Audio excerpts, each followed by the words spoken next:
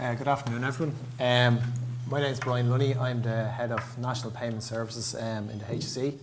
I work in Health Business Services, which I don't know if many of you know it. It's the shared services of the HSE Health Business Services. We provide a number of shared services, functionality, procurement, estates, HR, and finance that I'm part of. I was asked here today, I suppose, just to give a brief presentation on, I suppose, electronic invoicing from our perspective, and I suppose the journey we've taken so far, and I suppose to kind of, localise it, I suppose, and I suppose really talk about, not as much, we've heard a lot this morning, and it's been very informative about the different, the technical aspect of this. I suppose really to talk a little bit more about kind of what drove us to go this route, and what challenges did we face, and I suppose a little bit about kind of what did we expect and what did we want to get out of an electronic solution. So we went out to market we've called it an invoice capture solution. Okay, so that's what we call it, and I suppose it has a number of different strands to it. So I suppose to start off, really just to give you, I suppose, a brief understanding of our landscape and I suppose where we're coming from. We're pretty much, I suppose, at the end of a whole P2P cycle. We're responsible for payment services, so we process invoices. That's essentially what we do, and we have a number of value-added services that we provide with that, and anything else that goes with that in terms of making tax returns, filings, and looking after our master data and vendor setups and all that sort of stuff. So I'm not going to go through that, but that's kind of the way we categorise. So I suppose we categorise our services into three categories: into invoice capture, invoice entry, into payments and statutory returns, and then master data.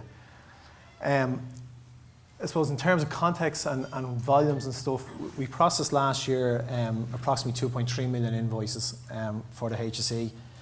We've over 30,000 unique national vendors, and we've 95 staff in 6 sites around the country processing. We process primarily for the HSE, and we have one external customer, TUSLA, Child and Family Agency, which is a separate legal entity now, and we do all their processing for them as well. I suppose what's key about this and very relevant to ourselves is, and as I said, we're at the end of a P2P cycle. So, you know, in the HSE, procurement are pretty much and very much a separate division to ourselves in finance. And I suppose for years, procurement went off and did their own thing, and finance did their own thing, and there wasn't a whole lot of joined up thinking or a lot of talking from one to the other. And I suppose procurement were going off making decisions, they were meeting suppliers that impacted on the way we did our business. And that's probably common across a lot of the public sectors in Ireland. So I suppose over the last number of years, we've kind of, you know, improved the relationship with our colleagues in procurement, and we're working closer with them. And I suppose the fact that we've all come in under Health Business Services and under the same umbrella now, that has helped things in terms of, you know, meeting with them and networking with them, and just working collaboratively with them in terms of, you know, building a future. We've recently gone to tender for a new integrated financial management system, which is a new finance and procurement solution for the HSE, and we've chosen SAP as our ERP solution. And I suppose as part of that, we're going to be working closer with procurement in terms of in the future and in terms of developing that roadmap. And I think it's, not to labour on it, but it is key, because if procurement are going off in, I suppose, meeting suppliers on a weekly basis, they're devising contracts with them, I want to ensure that they're putting stuff into those contracts that's going to be relevant for payments. So if we want to mandate at some point in the future electronic invoicing, it's important that, you know, we can do that with our colleagues. It's also important if we have a requirement, and I'll talk a little bit about it, that for certain categories of supplier, we want to get proof deliveries in maybe with the invoice. So again, that's something we might want to ensure that it goes into contracts. So I suppose in terms of invoice capture solution, I suppose the question obviously was why, and why do we want to do this? we're seen, and I suppose Declan and OGP and the guys have come to us and seen ourselves as early adopters. I suppose that was kind of news to me because I didn't see us as early adopters. I suppose this was just something we thought was good business sense to do. It was good, you know, from a, I suppose, from a number of point of views. But I suppose we didn't have, I suppose, any sight of a directive when we started off on the journey. We'd kind of heard about PEPAL and we knew there was a directive coming and maybe this will be mandated at some point in the future. But it wasn't in place at that time. So we kind of started maybe 10 years or so in our eastern region. We started doing a little bit of scanning. So, you know, we put scanners in place and we built a solution with numerous different components on it to get invoices through scanners up into our SAP system and, you know, eliminate, I suppose, the processing. That's essentially what it did. We ran into a number of difficulties with that as years went by because it was made up of multiple components. We had different license issues. Some of the components were out of warranty, they were out of service. We weren't getting support on a number of them.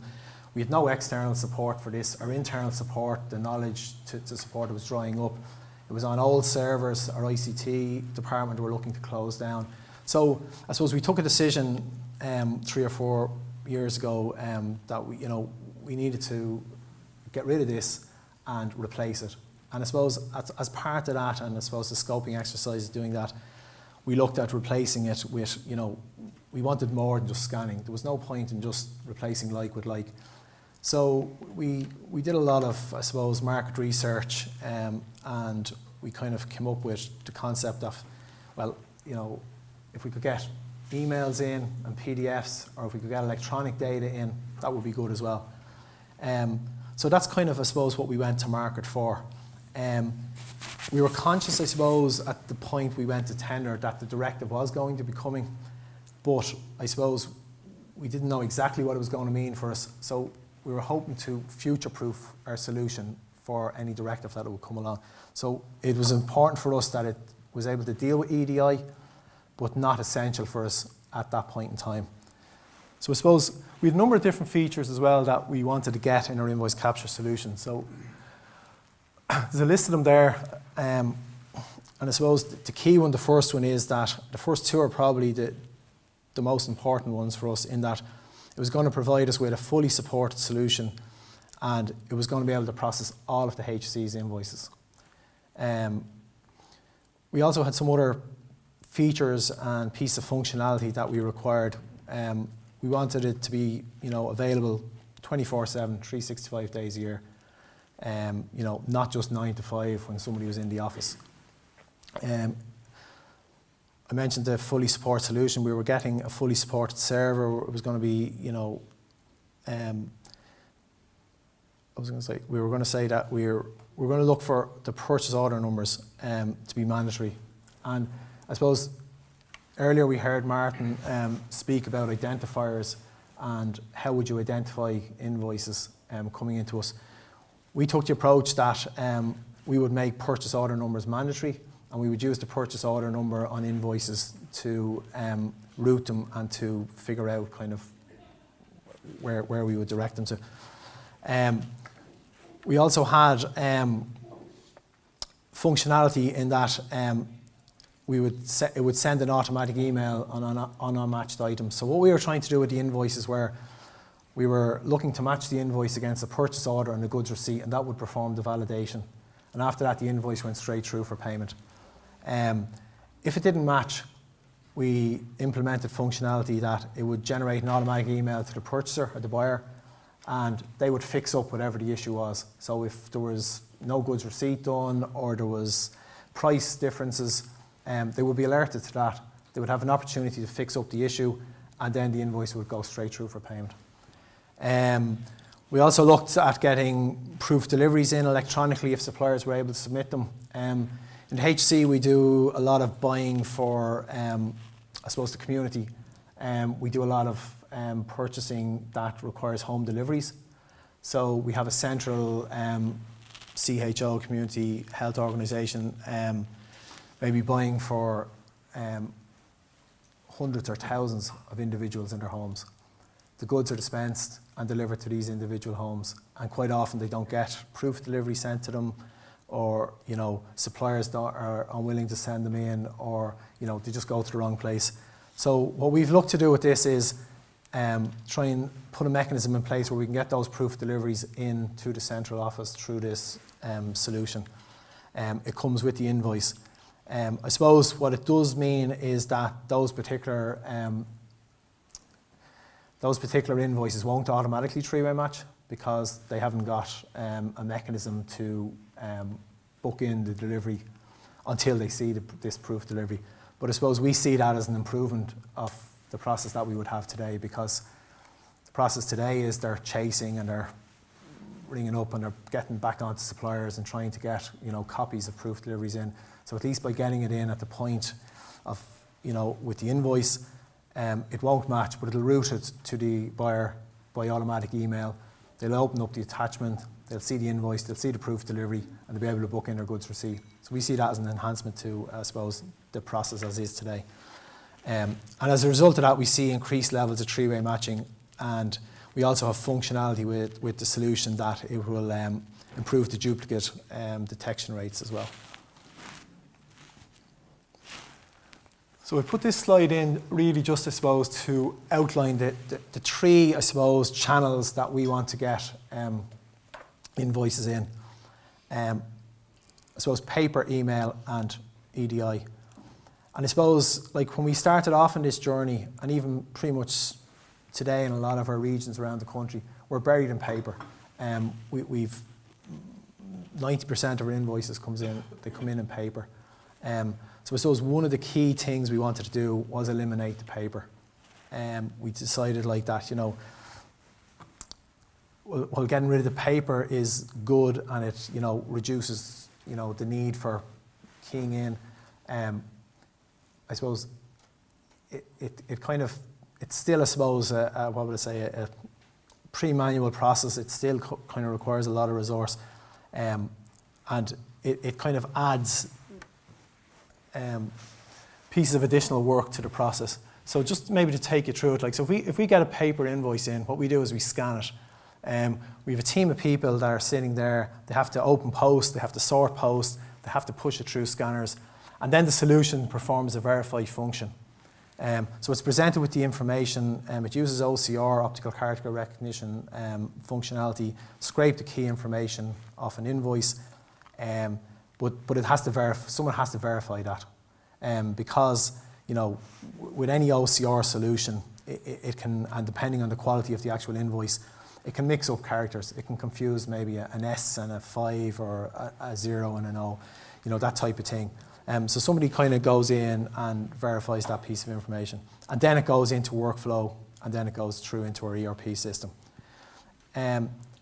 Email is obviously a step above that, because you're cutting out the sorting of the post and the processing of paper.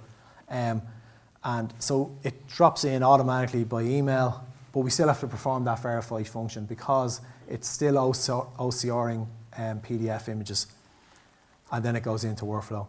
So they're kind of the two methods we're using today. We're using paper and we're using email. Email is obviously a preferred option. Suppliers will prefer to email PDFs in rather than send paper in. It's more cost efficient for them as well. But I suppose in the future, our preference will be to go the EDI route, and that's kind of where we link in with PEPAL and in with the whole, I suppose, eInvoicing Ireland. Because you can see we don't need to scan, we don't need staff ripping open envelopes, or the whole verifying goes away as well, because it's coming in pure EDI, it's electronic format, and it can go straight into workflow and straight into our ERP system. So I suppose, just to finish, I just put in something just on what it's doing for us in terms of driving compliance.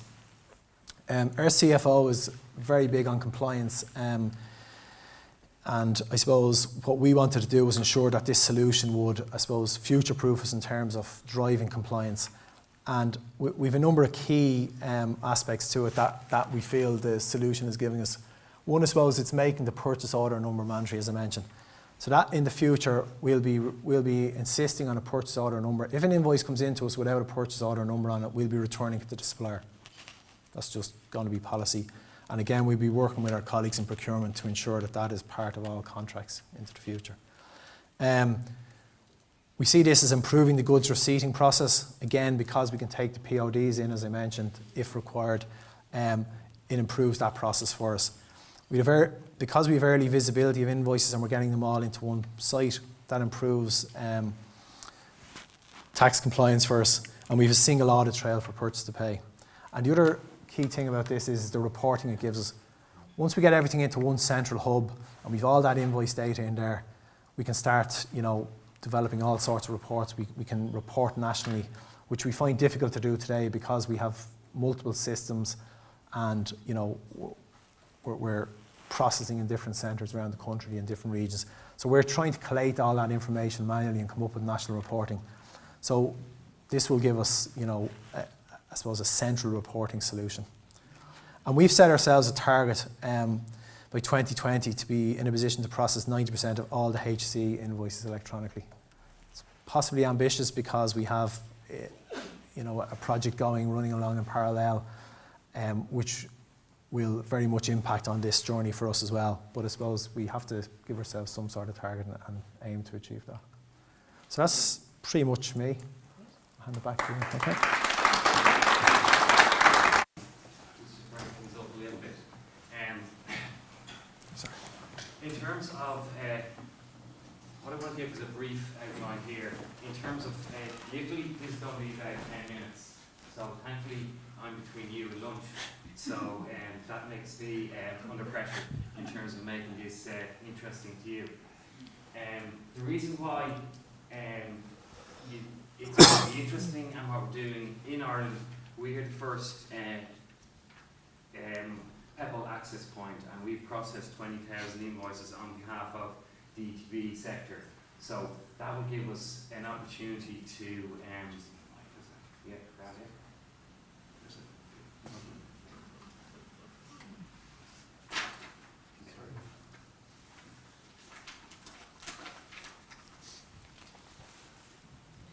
Okay, cheers.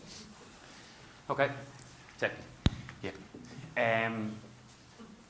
What basically, in terms of that, in the next 10 minutes, we already have a project, and it is 75% funded. Breaking up here. It is 75% funded by the EU, and that's thanks to Martin and his colleague in terms of that funding that we've got. What I would like to cover here briefly is how we got there and the journey we've made in getting there, okay? So, myself, I'm a chartered accountant, and I have a lot of background in IT and in finance, and that's why I'm applying that to this. I won't go through that because we won't have particular time. We have a number of players involved in this, and some of them are here represented. Aidan Higgins here is representing IT Sligo, who are one of our consortium partners in terms of setting this up. Document-centric solutions, Marguerite is here from Document-Centric Solutions, and Bernie from the team in the Department of Education is here as well. We have two other players, Nubile and Sellers, who also help us in terms of this project. Background, who are the ETBs? Some people mightn't have heard of ETBs. They came about as an amalgamation of what was the VECs, and they're basically in charge of 250 schools and colleges in the post-primary sector in Ireland. And they also have 600 centres in terms of VET delivery, further education training, and they've now started to be involved in community national schools, but at a very small level of those in the country. They're listed there, so they're all in all the counties in Ireland, and there's 16 of those. The background of them effectively is they have a number of finance systems, some ranging from SAP to bespoke systems and to kind of tier two systems. So we have a business case to put one finance solution in for all of those. But in the meantime, we need to look at what could we do in the meantime to help them while we were developing that shared service. So what we did is effectively we did some analysis, we got a business case together, and we're developing the RFT for that new finance system, and we hope to have that issued this year. In the meantime, we looked at what was about half of the 275 people that do finance on behalf of ETBs around the country spend their time on purchase to pay. So that was a key one that we want to look at. And then we saw that e-invoicing was an opportunity to help alleviate that in the long term.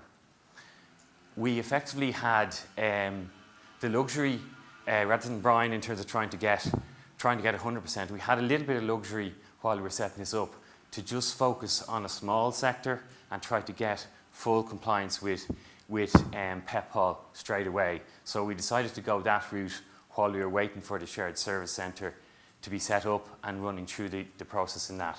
So we decided that we would introduce e-invoicing across the ETB sectors. That's really the motivation, obviously to comply with the EU standard, which we knew was going to come down. We didn't know the exact date, but we knew it was going to come down the line when we set this up. To prepare the education sector for the finance shared services and other EU digital initiatives, and to reduce the administrative burden, which Brian has already talked about. I won't labour that point because we've gone through it before. What is PEPAL? We've kind of covered that. Our steps really were to set up an access point. So we have a live access point. We went to a mini tender to do that, and we actually got that up and running. And we defined our policies as in terms of what we wanted to do. We tested that with a service provider. DCS is our service provider, as mentioned here.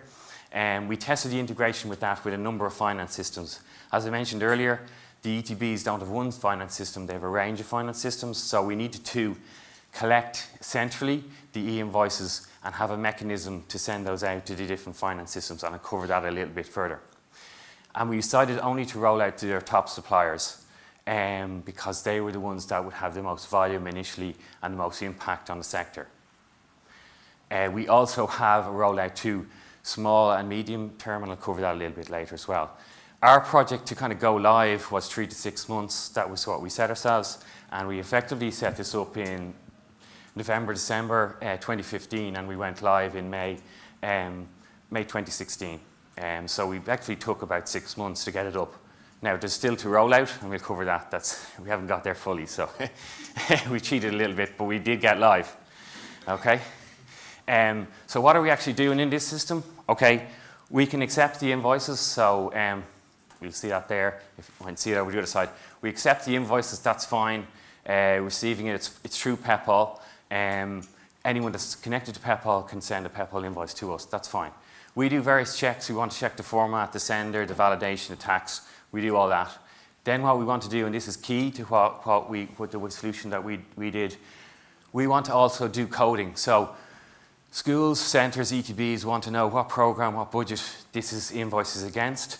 So we need to have a coding, we need to have splits, we need to have potentially order matching, tracking. Now we're not doing all of that for everything, but we can do it for everything if we want to do it. Then we also have a mechanism to say what accounting system is our client, as in the individual ETBs, what accounting system are they using, so that we can know from our system how we actually export that to their system. And there's 3 main groups of FMS systems that they're using, and all of the ETBs helpfully use more than one system. So, so just to complicate matters, it's not all kind of in one box. Okay. What are the invoicing numbers? Okay, briefly, as I said, there's 16 separate regional authorities and ETBs. Behind those are 750 physical locations, be they schools, centres, they might be Outreach, BTI. There's probably any 4 letters that you can put together, they probably do them. So there's a variety of finance systems. They have 275,000 invoices per year, and the existing method is basically, like Brian said, it's paper, it's a little bit of email, not much, but basically it's paper. So what we've done is basically we have received, since we went live in May, June 2016, we've received 20,000 e-invoices, and we've processed, now it's only 5% of the total, so it's not a big slice, but it's a kind of a slice that we've learned an awful lot from.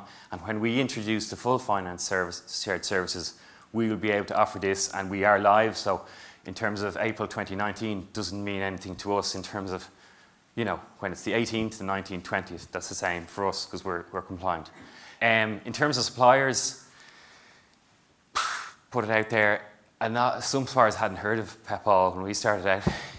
I know it's in the Nordic countries, they're probably 10, 15 years ahead of us here, and that's fine, but some of them hadn't heard about it and they just didn't want to know. Now, thankfully, we were able to move on to the next one and just go live with the next one rather than having to do them all. But it is an issue, but we're starting to get traction now, and the fact that there's a program, you know, an OGP program is great because we can also say, look, this April 2019 is coming on, you really need to think about this, and at some point, we would hope there's a mandate or some more way of getting people there rather than just saying you can do it whenever you want to do it. But I don't think that's going to work. In terms of support, there is a reliance on a lot of the FMSs that are there. We have, as I alluded to, it's not just one FMS. So sometimes the providers of those FMS can be an issue to try and get them on board. But look, we've done it, so we're happy to share any knowledge we have on that. Next steps. Technically, as I said, we're conformance with the EN, and we are looking also to use software adapters to help suppliers to link in with their FMS and also to do integration with P-cards. We've already brought in, that's public sector purchase cards. We brought them in one of the ETBs back into our e-invoicing system as individual line items, and we can ship those back out to the FMS if you want to do that. And Tuba Curry, who is one of our consortium members, is helping with that along with DCS. Our job, we got the easy job obviously and essentially, is just to roll out to the 70 suppliers by June. And we're doing that by championing the website and using that essentially. We're continuing to work with all of our stakeholders, the people, change management and doing training. Case study, so Aidan there I'm looking at, is the main man for the case study, and also in terms of dissemination, one of our consortium members is the Kelleris Group, and Carmen is very experienced on an EU level in terms of disseminating this across the EU and providing that EU impact for us so that we can make sure that we're on board with that essentially. Just to reintroduce our panel to you, so we've Brian from Health, there's Christian from SEF, Martin from SEF, Michael, who you've just heard of, and Declan from the OGP. So if we've any questions on the floor, I'd like to open the floor now. Guido has the mic. And if you wouldn't mind giving us your name and just telling us where you're from before you ask. Have we any? Okay, well, I have... when I prepared earlier, actually, when I received from an attendee who is very interested to understand for public bodies that are out there that might be scheduled to be part of a shared service, but not before the e-invoicing compliance date, so after the e-invoicing compliance date. So they're looking for an interim solution that would, as this delegate has said, to get them over the hump. And they've suggested that a simple XML reader to read the invoice and convert it into a readable invoice in either PDF or Word, although it mightn't be ideal. They're just wondering from a practicality perspective, would this be an option and something that they could think of? And they kind of recognise that they feel there are a number of other public sector bodies in the same boat. So I don't know if at European level you have experience of that. Similar questions have come up in other countries that we visited, and typically municipalities in many countries have less mature, or more alone essentially, because they have to take many of these decisions themselves. where the central government often have a more someone that is taking care of the policy questions. But a similar proposal was presented that if they have a service that is very simple in the sense that it can receive an electronic invoice according to the standard through PEPL, but then it's just being, as it's been received by the public entity, technically it is, and then transformed into a PDF, which is forwarded as an email or something to that municipality. I would say that that would be an interim solution that would still make it possible for the suppliers to send electronic invoices to them. They wouldn't, the public entity wouldn't get much benefit, though, compared to if they would have full support. The risk that I see with that kind of interim solutions would be that they turn into non-interim solutions or more permanent solutions.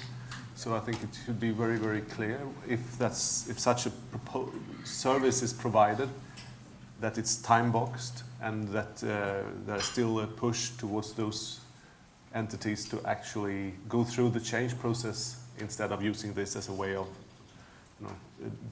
dutching or also to not living up to the full intention with the directive. Yes, but ideal for an interim solution. Yeah, Christian, would you?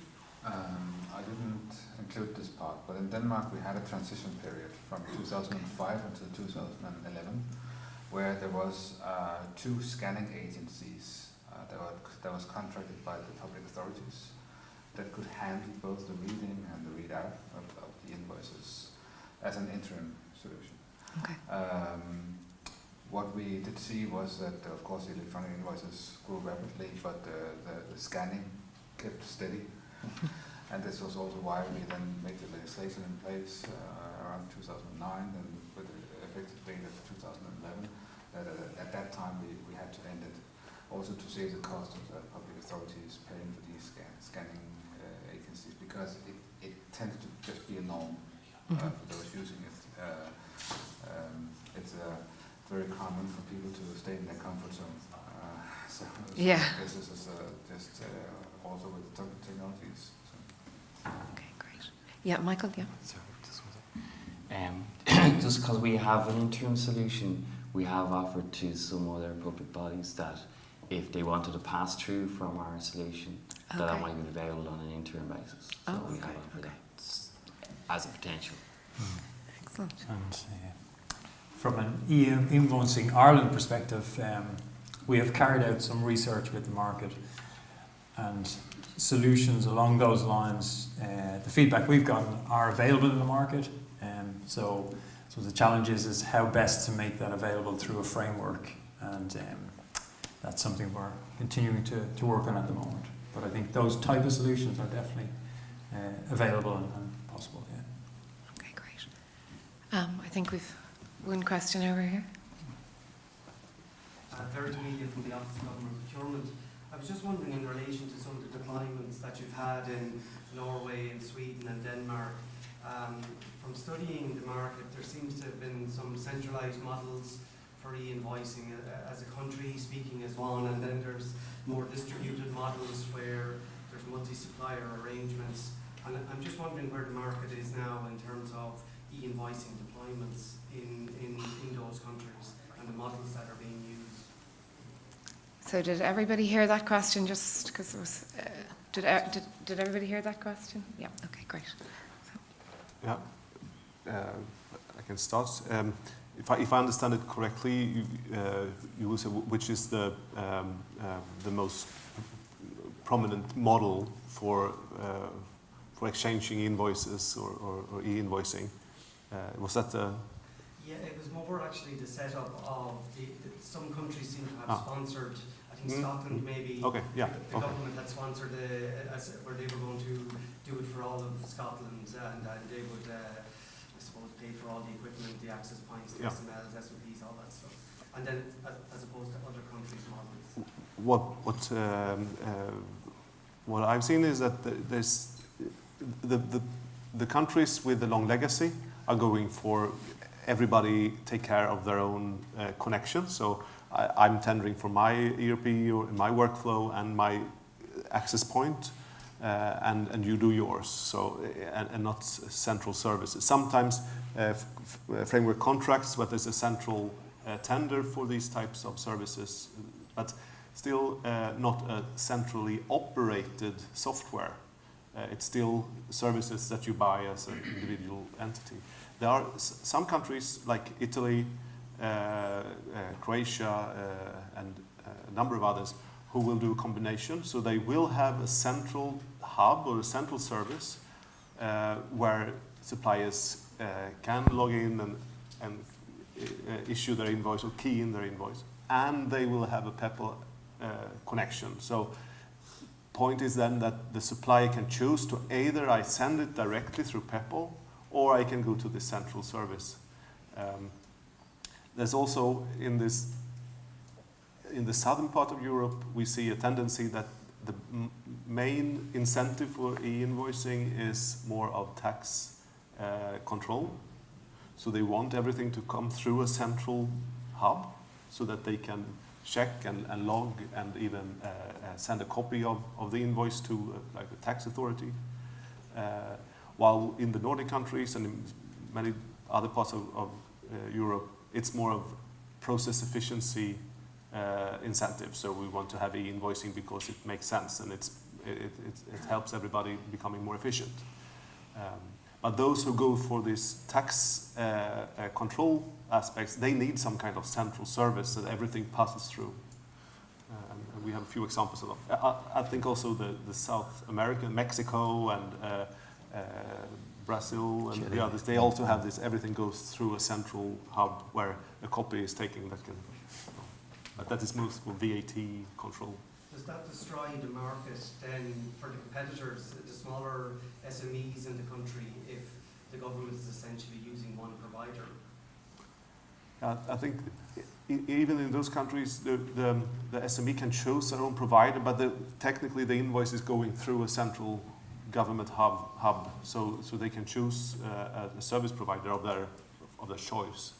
I think we have seen from Denmark and Norway in particular that the tools that was provided by the public authorities, although being created open source and widely used and shared with the service providers, were only bringing limited technical capabilities.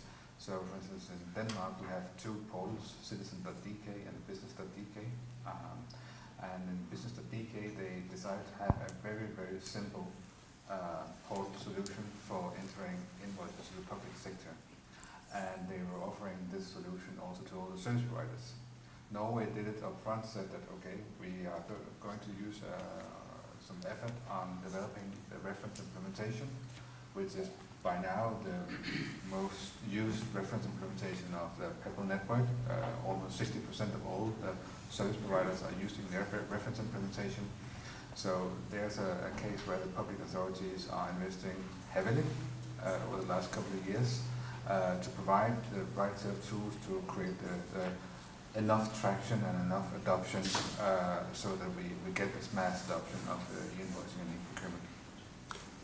Just one more point is one part is for the public sector to operate a service where everybody should go to, and what you also mentioned here is where the public sector is providing tools that others can implement, but where the public sector is just providing the tools, it's not operating any central service. And I think the second part, to provide tools or open source, that's been a successful approach. It's a good way to start the adoption by the public authorities providing a tool, but then they have to step down and let the market take it from there.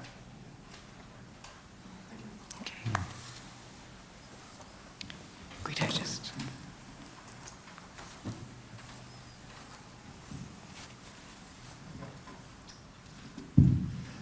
Thank you. Two questions, if I may. First one to Martin. Martin, you talked about testing against conformance rules in your presentation after coffee break. Who does that testing? Is it the service provider as part of the solution, that when they're taking in invoices, they're doing that conformance, checking out that they're doing that validation, or is it something you see, at a different point in the circle? We are operating a public sector validation service in Sweden. And we can see from the usage of that, of course, a lot of service providers, those who are implementing the standard, they are using it to continuously check that they are, every time they make a small change, they can use the service to test. But we also see a lot of end users working in the the financial department or whatever, and they have something comes up, an invoice is lost or it couldn't be imported.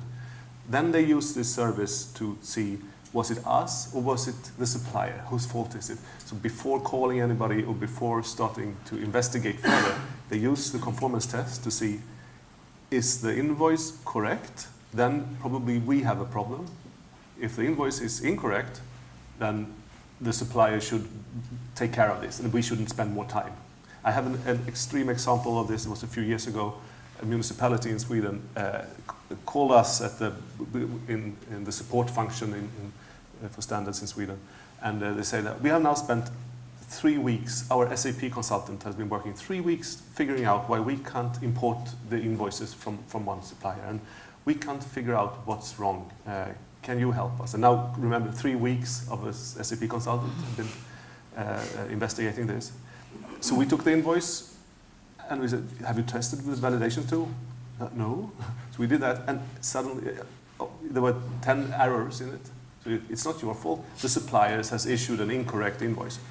So you shouldn't have spent 3 weeks figuring out what's wrong. You should have sent it back directly. So so back to your question, it's both in the everyday life of the users, but also for the one creating the service. Yes.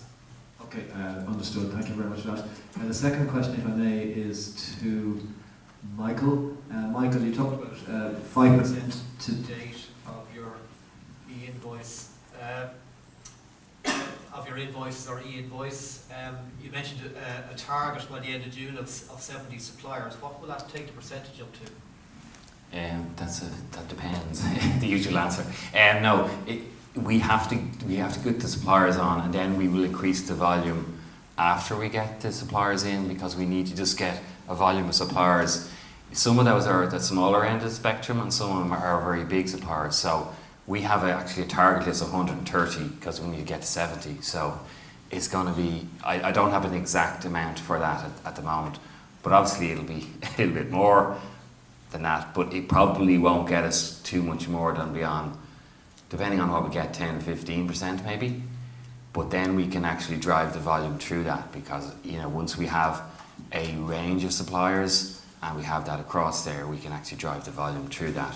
And also it kind of is a self increasing mechanism, because you get it out there. And even, I suppose, we worked with a lot of service providers here, people like Pagero, who have a good presence here in Ireland, Celtrino, IBM, Document-Centric Solutions themselves, they all provide that service here in this country, and that's all available through our website. So people can use that, and they can get a very low cost service if they want to do that, but even at the very low level or at the high level. And as someone said earlier, sometimes the lower level people can actually move quicker, so you sometimes don't get the complete volume initially, but you can get it when you target it later on.